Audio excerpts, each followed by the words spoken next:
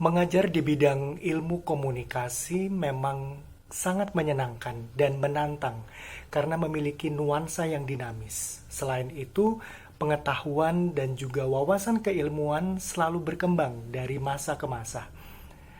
Saya F.A. Wisnu Wirawan, saya mengajar di program studi Ilmu Komunikasi Sekolah Tinggi Ilmu Komunikasi dan Sekretari Tarakanita Jakarta untuk program sarjana. Mata kuliah yang sedang saya ampu saat ini adalah mata kuliah Corporate Social Responsibility atau biasa yang disebut dengan CSR.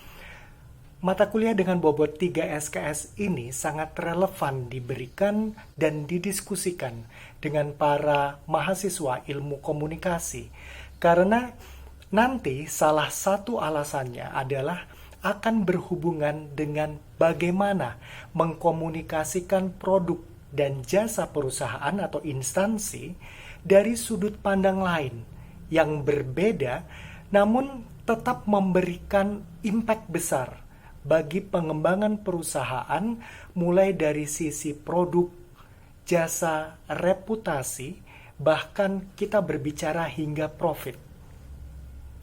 Mata kuliah ini sangat menarik untuk didiskusikan kepada mahasiswa sebagai pemahaman awal mengenai arti dan manfaat sesungguhnya melakukan kegiatan-kegiatan corporate social responsibility. Harapannya ke depan, para mahasiswa juga dapat menjadi juru bicara atau perpanjangan tangan dari mata kuliah ini untuk memberikan edukasi yang baik mengenai CSR kepada para instansi atau perusahaan dan bahkan kepada masyarakat umum.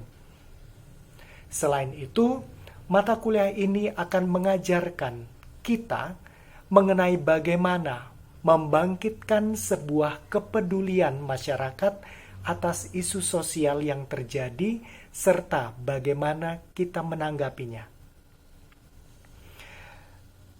Hal ini bermula dari pengetahuan kita bersama bahwa beberapa perusahaan atau instansi masih memiliki skeptism atau pandangan negatif atas pelaksanaan kegiatan atau kampanye corporate social responsibility dan melihat bahwa membuat kampanye sosial akan menghabiskan uang dan lebih kepada kata cost daripada sebuah kata investment atau investasi. Untuk itulah penekanan pentingnya pembahasan atau diskusi mengenai CSR ini diharapkan mampu mengubah cara berpikir mahasiswa, cara berpikir masyarakat yang masih belum secara holistik mengetahui tentang arti CSR, dan dalam hal ini mahasiswa pun dapat menjadi agent of change.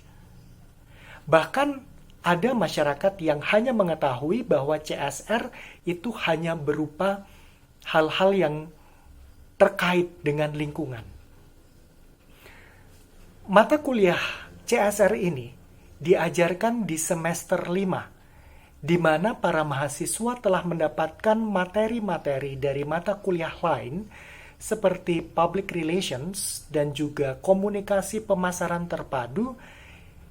Yang kedua mata kuliah ini adalah menjadi pijakan awal atau dasar awal mengapa pada akhirnya mata kuliah CSR ini diadakan.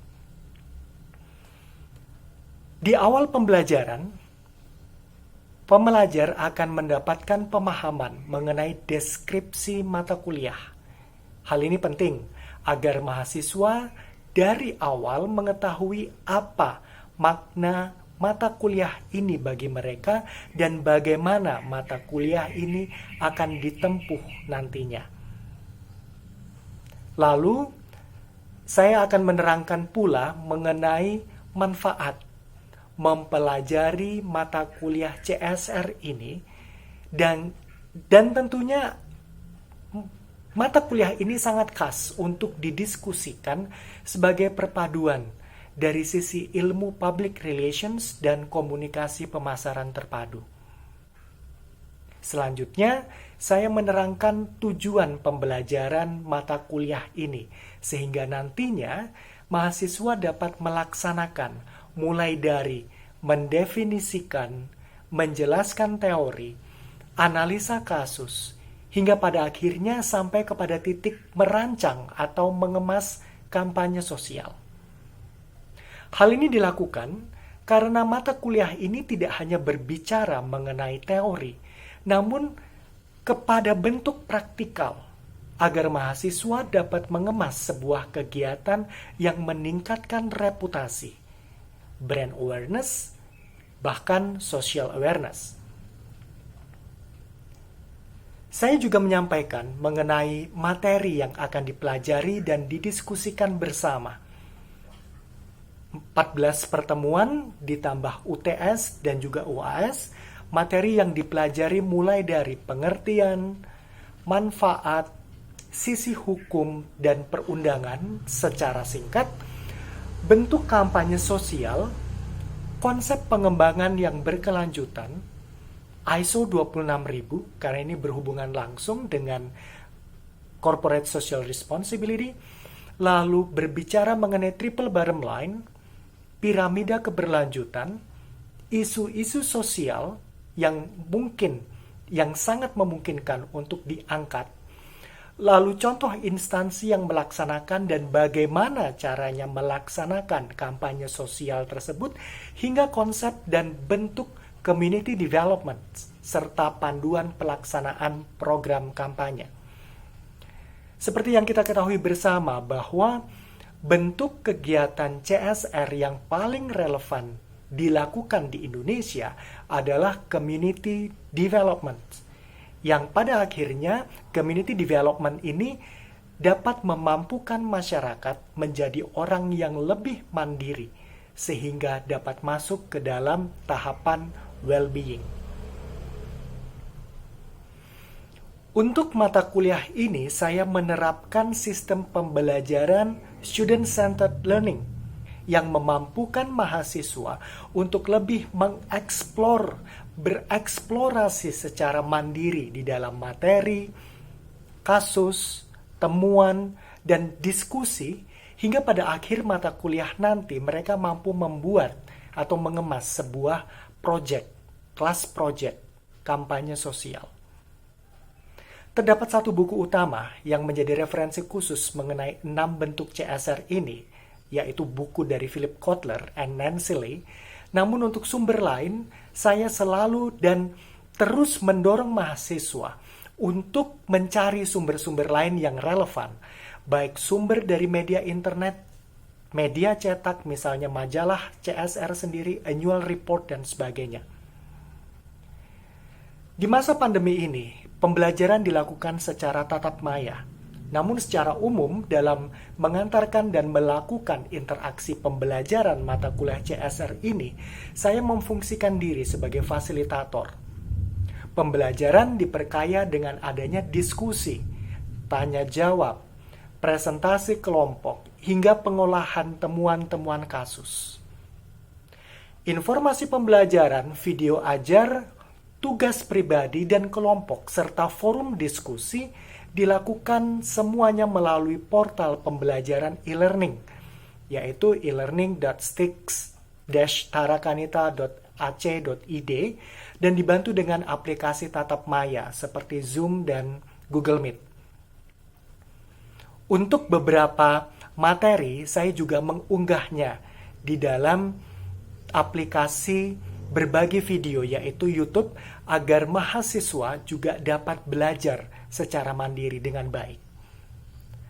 Selain ujian tengah dan akhir semester, penilaian pembelajaran mahasiswa mencakup poin keaktifan mahasiswa di kelas dalam diskusi, yang dalam hal ini biasanya saya beri poin khusus, misalnya dengan turus, seperti itu. Lalu tugas pribadi serta tugas kelompok, yaitu misalnya presentasi dan juga kelas project. Total persentase untuk nilai terstruktur ini adalah 40%. Dan untuk menilai tugas dan juga kelas project, ada beberapa standar dan juga kriteria penilaian yang juga saya sampaikan kepada para mahasiswa. Misalnya, orisinalitas, referensi, kedisiplinan pengumpulan tugas, sistematika bila ada, dan juga isi. Saya juga menyampaikan mengenai petunjuk pengerjaan tugas, menyiapkan lembar penilaian presentasi, lembar penilaian sikap atau kepribadian, serta lembar penilaian hasil karya yang masing-masing memiliki aspek yang dinilai, bobot, dan juga skor. Apa yang disampaikan melalui video ini mulai dari nama mata kuliah, bobot, tujuan, manfaat pembelajaran hingga penilaian, semuanya sesuai dengan apa yang disampaikan di dalam rencana pembelajaran semester atau RPS. Dan seperti yang tadi telah saya sampaikan bahwa mata kuliah ini tidak hanya berbicara mengenai konsep, namun juga pada akhirnya mahasiswa diharapkan mampu mengemas dan membuat sebuah proyek sehingga ini masuk ke dalam bentuk praktek. Dan untuk saat ini mahasiswa sedang dalam proses menggarap sebuah kampanye sosial mengenai no sexual harassment.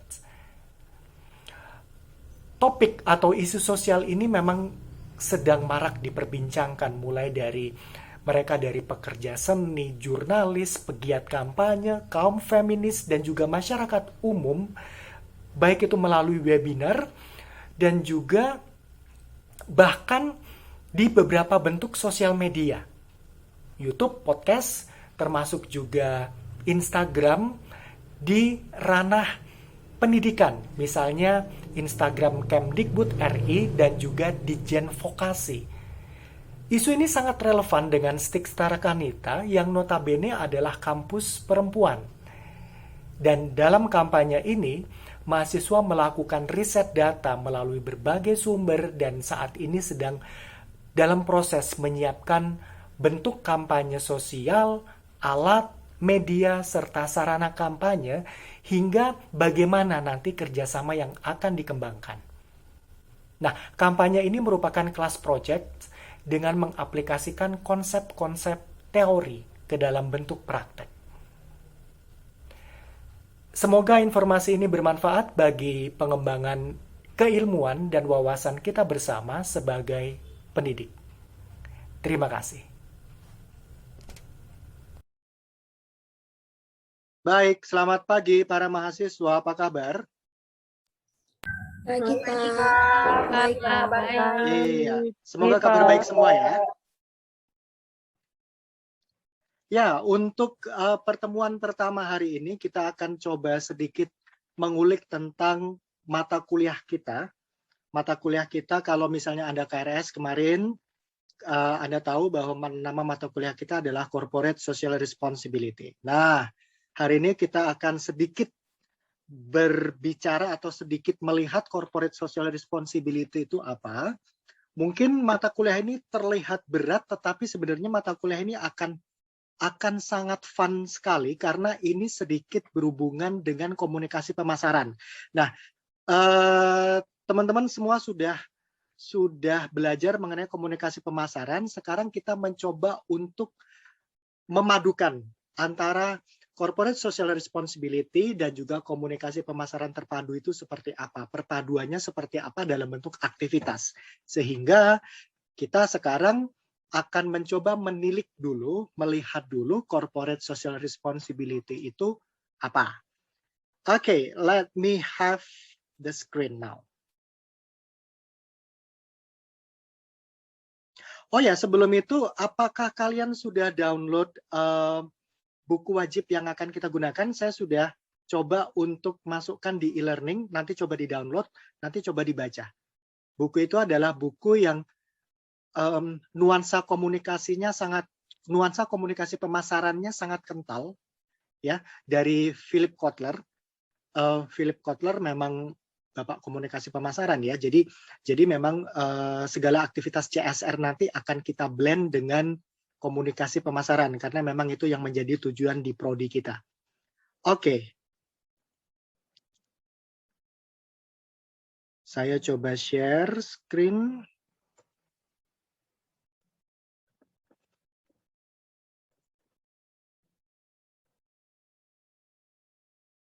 Ya, apakah sudah terlihat? Sudah ya? Sudah, terima kasih. Oke, corporate social responsibility kelas ini nanti kita akan coba untuk melihat dulu ya deskripsinya apa, lalu apa yang nanti dipelajari, lalu apa yang ada di dalam sini dan sebagainya. Oke, kita coba dari awal. Mata kuliah ini adalah mata kuliah apa sih? Mata kuliah Corporate Social Responsibility memberikan pemahaman tentang satu, kepekaan sosial. Dilihat dari nama social responsibility, ya tanggung jawab sosial, artinya pertama kali mata kuliah ini akan memberikan sebuah pemahaman tentang kepekaan sosial sebuah organisasi atau perusahaan yang tidak hanya memberikan hal-hal yang bersifat teoritis. Jadi tidak hanya tentang pengertian tanggung jawab sosial perusahaan itu apa, lalu juga tentang evolusinya, sejarahnya bagaimana dan sebagainya, tetapi kita akan masuk kepada praktek tanggung jawab sosial perusahaan itu seperti apa. Nah, kepekaan-kepekaan sosial ini akan kita angkat. Bagaimana isu sosial itu, apa saja isu sosial, bagaimana itu bisa diaplikasikan dalam bentuk kegiatan atau aktivitas, atau yang biasa kita sebut kalau di dalam dunia public relations adalah kampanye. Kampanye CSR, kampanye Corporate Social Responsibility itu seperti apa. Nah, itu yang pertama. Yang kedua, mata kuliah ini juga akan mencoba memberikan bagaimana perusahaan itu mampu berkontribusi secara sosial dengan berbagai tantangan dan cara pengembangan social responsibility. Artinya apa? Mata kuliah ini, CSR ini akan mencoba memberikan sebuah nilai praktis. Tidak hanya teoritis, tetapi nilai praktis bagaimana perusahaan mampu berkontribusi secara sosial dan juga bagaimana ini nanti akan disejajarkan dengan produk dan jasa. Artinya kita tidak hanya berbicara mengenai tanggung jawab sosial itu adalah bagaimana kita memahami bagaimana kita melakukan kegiatan sosial. Tunggu dulu, ada beberapa hal yang bisa kita lakukan yang bisa disejajarkan dengan komunikasi pemasaran. Di dalam komunikasi pemasaran kita berbicara mengenai produk dan jasa. Bagaimana kita mencoba untuk melihat brand awareness, bagaimana kita mencoba untuk melihat brand loyalty. Nah, ini kita coba bahas di dalam scope, di dalam lingkup corporate social responsibility. Sehingga corporate social responsibility yang akan teman-teman dapatkan itu masih sangat closely related dengan komunikasi pemasaran. Itu. Kalau di dalam komunikasi pemasaran kita berbicara jual dan beli. Bagaimana promosi dan sebagainya. Nah, di dalam CSR nantinya kita akan sedikit mengulik tentang bagaimana memasukkan ilmu-ilmu komunikasi pemasaran di dalamnya, sehingga nuansa CSR ini juga bisa sejajar dengan komunikasi pemasaran terpadu. Itu yang pertama teman-teman harus pahami ya mengenai deskripsi mata kuliah ini. Sehingga pada akhirnya nanti untuk CSR ini dapat memberikan manfaat kepada para mahasiswa ketika kalian berada di lingkup organisasi. Baik itu teman-teman sebagai praktisi CSR, atau teman-teman sebagai praktisi di komunikasi pemasaran maupun di public relations, misalnya seperti itu, dalam hubungannya antara perusahaan dengan lingkungan sosial. Artinya apa? Kampus mencoba untuk menjadikan mahasiswa sebagai juru bicara. Sebagai juru bicara bahwa corporate social responsibility ini tidak hanya dipandang sebagai bagaimana kita melakukan kepedulian sosial dengan melakukan kegiatan-kegiatan sosial saja. Tetapi bagaimana mata kuliah ini juga bisa disandingkan dengan kita berpromosi. Kita juga tanda kutip menjual barang dan jasa. Bagaimana kita mengkomunikasikan barang dan jasa kita melalui kegiatan atau aktivitas atau kampanye CSR. Nah, itu yang mungkin belum terpikirkan oleh kita. Nah, kita ingin belajar tentang itu. bahwa pada awalnya teman-teman akan berbicara mengenai corporate social responsibility secara harafiah, secara alamiah, tetapi nanti kita akan bergeser bagaimana ini bisa blend, bagaimana ini bisa masuk ke dalam dua tujuan, komunikasi pemasaran terpadu masuk, CSR juga masuk. Tetapi balutannya yang kita komunikasikan adalah kegiatan atau kampanye CSR. Itu. Jadi manfaatnya tidak hanya untuk bahwa kita peka, perusahaan peka kepada isu sosial, tetapi bagaimana kita juga mengakselerasi, bagaimana kita juga mengkomunikasikan produk dan jasa kita ke masyarakat dengan balutan kampanye CSR. Itu. Oke, jadi mata kuliah ini akan membawa teman-teman dari teori kepada praktek. Dari teori kepada praktek. Mengaplikasikan teori kepada praktik. Sehingga pada akhirnya nanti yang akan kita bahas tidak hanya teoritis. Arti kepedulian sosial apa, lalu bagaimana sejarahnya, manfaatnya, tetapi kita sudah akan melihat manfaatnya mulai dari kecil. Sehingga manfaat ini akan terlihat dari bagaimana kita mengkomunikasikan produk dan jasa perusahaan kita, organisasi kita. Dan pada akhirnya teman-teman nanti akan diminta untuk mengemas kegiatan CSR. Nah, endingnya akan seperti itu nanti. Bagaimana teman-teman semua bisa mengemas kegiatan CSR. Sehingga nanti setelah mendapatkan mata kuliah ini, Anda sebagai calon praktisi CSR dapat terampil menganalisa satu masalah sosial. Jadi kita akan coba melihat masalah sosial. Jadi tidak hanya berbicara tentang di sana ada rumah jompo dibantu yuk, di sana ada panti asuhan dibantu yuk, ada bencana alam dibantu yuk, enggak. Tetapi kita mencoba untuk melihat isu sosial yang lebih luas lagi. Apakah memang hanya sebatas itu atau tidak? Nah, karena apa? Masalah-masalah atau isu-isu sosial ini pada akhirnya nanti akan membawa kita kepada bagaimana kita masuk mengkomunikasikan produk dan jasa. Itu. Sehingga menguntungkannya tidak hanya menguntungkan untuk masyarakat. Wah, rugi di kita dong. Kita ngeluarin duit, kita ngeluarin dana untuk membantu masyarakat. Enggak. Keuntungannya pada akhirnya nanti kita akan melihat keuntungan untuk dua belah pihak. Untuk perusahaan dan juga untuk masyarakat. Kita akan lihat itu bersama. Nah, tujuan pembelajarannya apa? Tujuan pembelajaran untuk CSR ini adalah mahasiswa mampu. Satu, mendefinisikan istilah dan bentuk kampanye atau aktivitas CSR. Betul. Jadi teman-teman nanti mencoba untuk mendefinisikan istilah-istilah yang ada di dalam CSR dan juga bentuk-bentuk kampanye CSR. Lalu yang berikutnya, tujuan pembelajaran berikutnya adalah mahasiswa mampu menjelaskan teori-teori yang terkait dengan CSR. Nanti kita akan melihat teori-teori yang ada di dalam corporate social responsibility itu apa. Lalu yang berikutnya, mahasiswa mampu menganalisa kasus dan kegiatan kampanye. Nah, di sini teman-teman sudah harus dapat untuk berpikir logis dan kreatif. Jadi setelah tadi di awal Anda mencoba untuk mendefinisikan istilah-istilah, mendefinisikan bentuk-bentuk kampanye CSR, lalu juga dilengkapi dengan teori-teori CSR yang terkait dengan CSR, lalu berikutnya harapannya adalah mahasiswa dapat atau mampu menganalisa kasus-kasus kegiatan-kegiatan kampanye CSR. Nah, ini sangat menarik.